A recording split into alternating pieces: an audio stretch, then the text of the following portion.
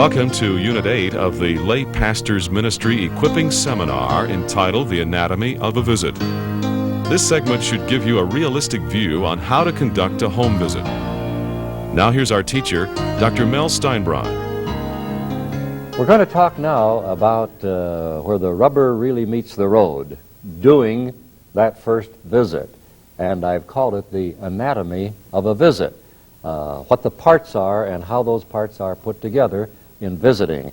And I found this to be one of the most practical parts of a seminar, and we'll end with doing some role-playing because this is just tremendously important. We might just trace the process from now to the completion of what we're calling your first visit on your people. The next step will be the completion of the seminar, and then filling out an application form. We ask people to fill out an application form so we have all the data, and one of the real important questions on there is, why do you feel you want to be a lay pastor?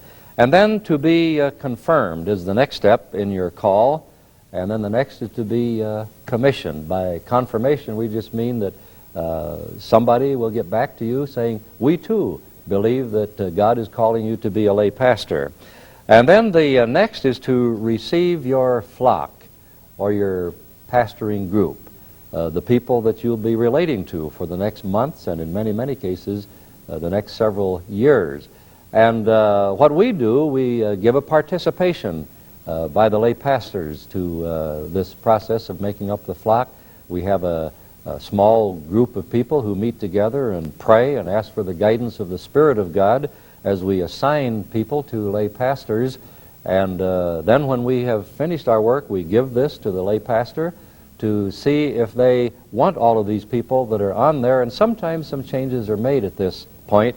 But when this is completed, then we move to the next by sending a letter to these people stating that now you are their lay pastor and that you can expect that is, that the people can expect a contact from you by phone before too long to set up a time to visit. This is a very important part of the whole process because it helps to pave the way for you to make that initial phone call to set up the first visit.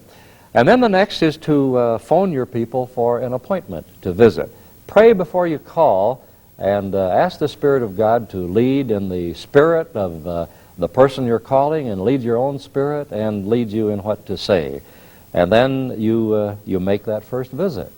You go and knock on the door, and if some of you, your knees may be knocking a little. I remember when I was a new pastor and went out to make visits, and it hasn't changed a whole lot since that.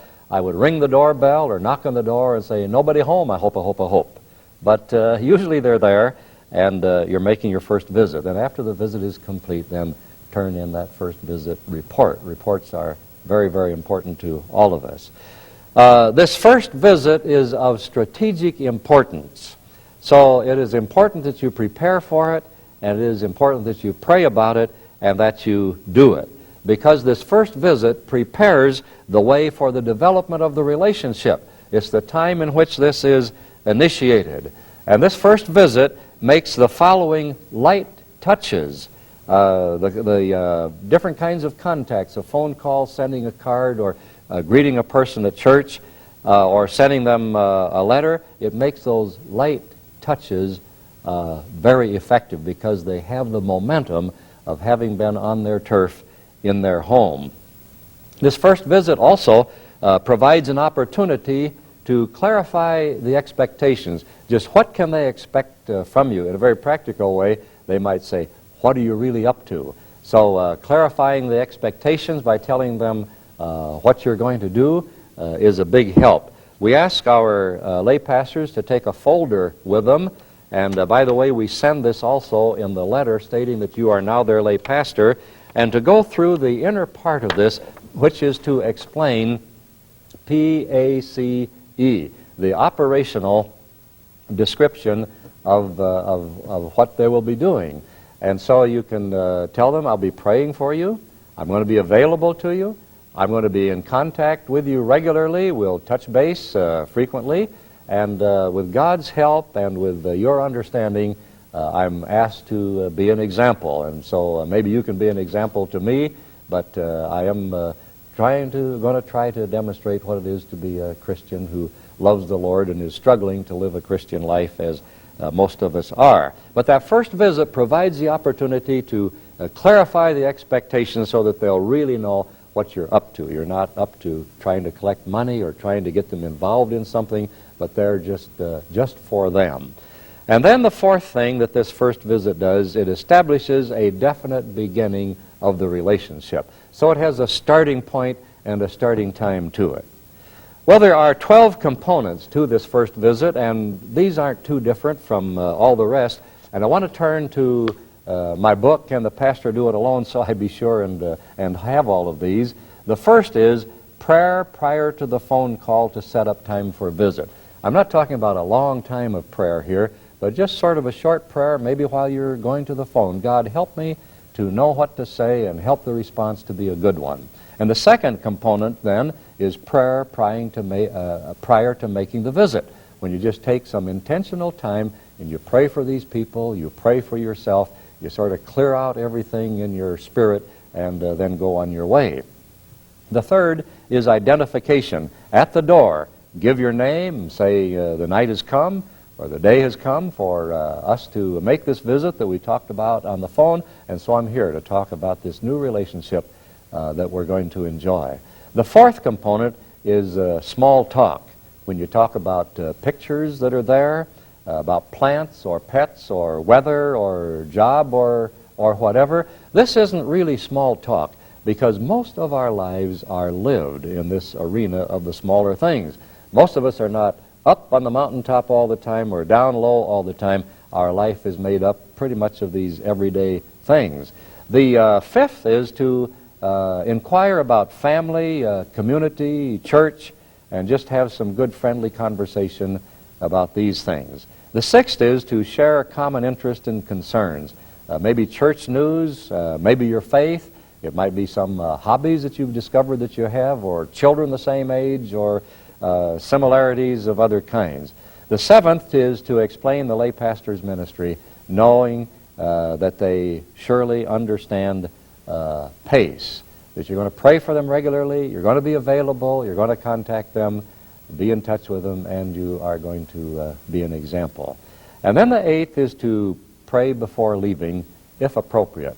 It isn't always appropriate, and it's always good to put the ball in their court by saying, can we have some prayer before I leave? Or do you mind if we take a minute for some prayer before we go?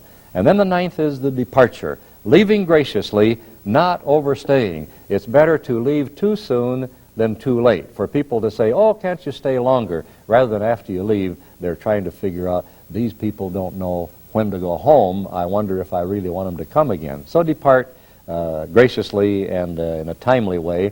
The 10th is alertness and sensitivity. Be alert to their interests, their needs, their family situation, and their spiritual state as one interested in their life in Christ, as their pastor.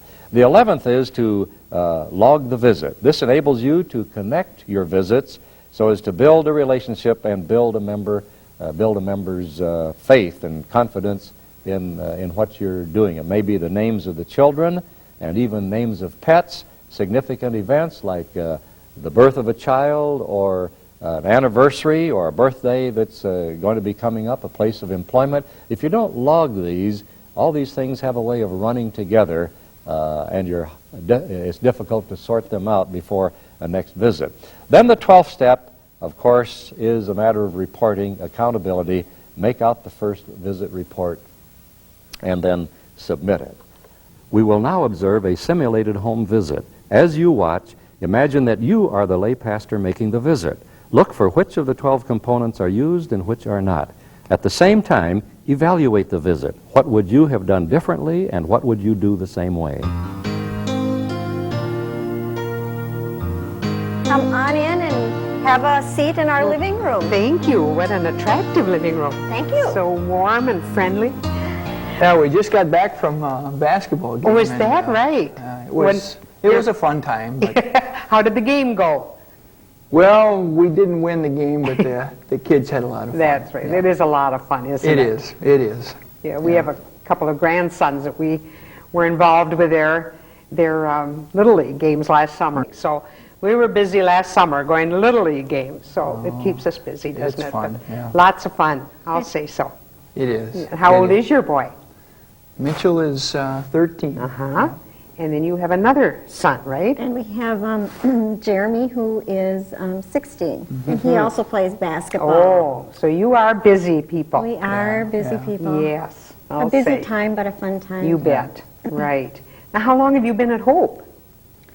We've been here since 76. Oh, well, 76, yeah. you beat us then. We've been members about 10 years. Oh, So you're old timers.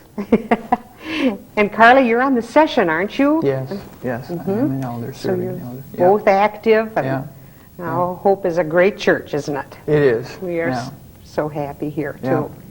It's wonderful. You know, I was so afraid it was going to be such a big church